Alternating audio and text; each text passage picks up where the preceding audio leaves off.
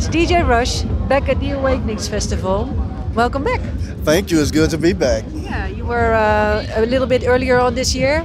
You were in the Gashouder for the Easter special. Yes. That was pretty memorable, I think. Yeah, that was a crazy anniversary. That was really good. It felt so good to be back and be interactive with the people, you know. You've been in this scene for quite a while. You've known Awakenings for quite a while. It's the 20th anniversary of Awakenings this year. It's the 17th edition of this festival. You must have some memorable memories about the festival. What's your most dear, crazy, or just first thing that comes to mind when you think about Awakenings? Oh, I have so many fantastic memories. One of my memories I always remember is when I had to play early, like I was the second DJ because I had to go to another festival. And I remember thinking, wow, so much energy like at 12 o'clock, you know, and the people was going crazy and they was allowing me to play what I wanted to play. I was able to switch between disco, house, and techno, and the people was going wild, you know. And actually another one I had to say, when a mother brought her little kids to see me, and they waited all the way until the end of the festival to hear me play, and they was like 8 years old, and it was like man, it was crazy. And it's like that shows you how much the people like Awakenings, you know. It's like it's really for the people. And how music is actually for all ages. Yeah, it doesn't matter how old you are, you know. Even as a DJ with my age, you know, you still feel the music and you still want to go out and want to enjoy the party and the people. Well, I don't know if it's true for you, but it is for me that when you're listening to music and you get all these kinds of emotion, you sort of become ageless, timeless, and placeless. You become sort of in a zone. Yeah, you don't even think about age, because sometimes I can hear music that makes me feel so good and I act like a kid. I'm like, oh yeah, and I'm gonna go crazy and jump around. And you think about it like, wait a minute, you used to do that when you was a kid, or you see your little niece them acting like that, or your little cousins, but music has no age, you know. If you just go with the flow, you feel good. You said it made me feel like a kid. Do you recall like the moment in your childhood that you figured out that music did something to you? That it touched something and you were like, I want to make music? Like growing up in my family, music was a part of everyday life, you know. We wake up to music, we go to sleep to music, we eat to music. So I was always surrounded by music as a child. And when I guess about when I was 8, I knew I wanted to be a DJ.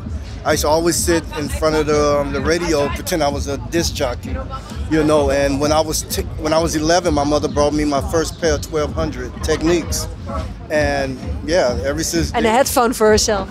Exactly. So I had everything, and I was ready to go. So I knew very young that this is what I wanted to do. And that feeling that you had when you first touched those 1200s, brand new, shining in front of you, your mother bought them for you, it's like a whole world opening up for you. Do you still get that feeling every now and then when you're in the studio or backstage or you know, spinning for a large audience? Do we still recall that feeling? Yeah, I still get that feeling. You know, I guess I really get that feeling because I'm not like in the studio every day. It's not that I had to make music, I had to produce music. So when I'm in the studio and when I'm touching my equipment, it feels like, I won't say the first time, but it feels good. You know, I try to arrange things around different so I can get that motivation and that feeling going. So it's always like that. Even when I'm coming to DJ, when I touch the Pioneers or whatever equipment I'm using, it's like that spark right there hits me, you know, and I connect to it and I just feel good. It's like magic in my fingers. Is there, who would you say has been the most influential artist for you in your career? And it can be any artist. It doesn't even have to be dance related, but just any artist. Grace Jones. Yeah, because she always do what she want to do. There's no hold bars. Nobody can tell her what to do. She's her own person. And I follow by that rule. I do what I want, but I do it respectful, you know, and hopefully the people follow. And I think the people do. And you have created for yourself actually this whole broad range of music where you operate in, from dub to disco to house to techno. So there's like total musical freedom. Is there anything that you haven't done that you still want to do?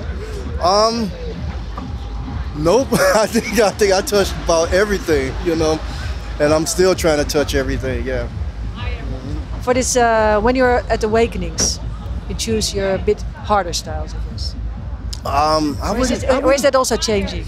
Well, actually, it's been 8 years since I played really hard and or a fast tempo, but I still keep that energy. It doesn't matter what I play. Even if I'm playing disco or house, I got to have that raw, that strong feeling because people want to have fun, you know, and I want to give them that because that's how I grew up. I grew up having fun. I didn't grow up being sad and depressed and listening to depressing music, you know. I grew up on music that was talking about love and being happy.